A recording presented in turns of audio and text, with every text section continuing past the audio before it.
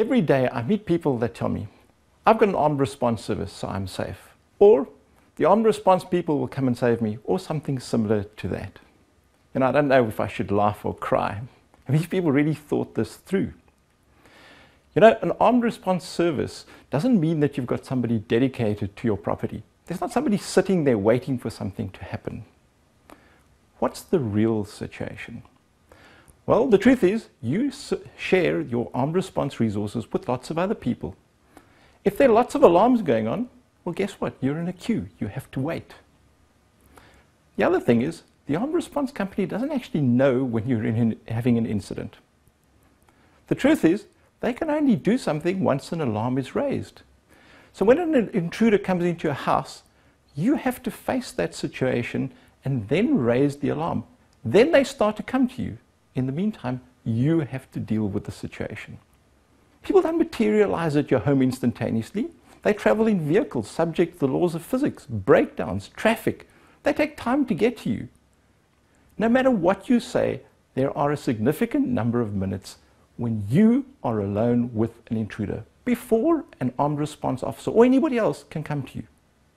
What are you going to do? When the armed response arrives there, what do you want them to do?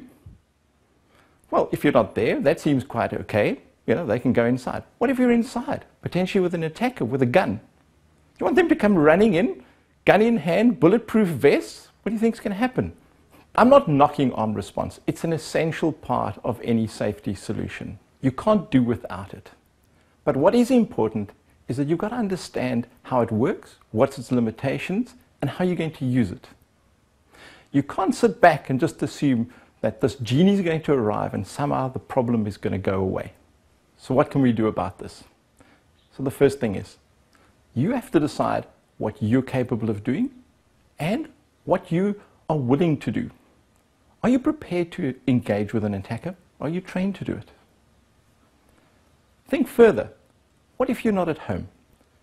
Let's say that's your children, maybe your wife's at home. Would they be able to do the same thing?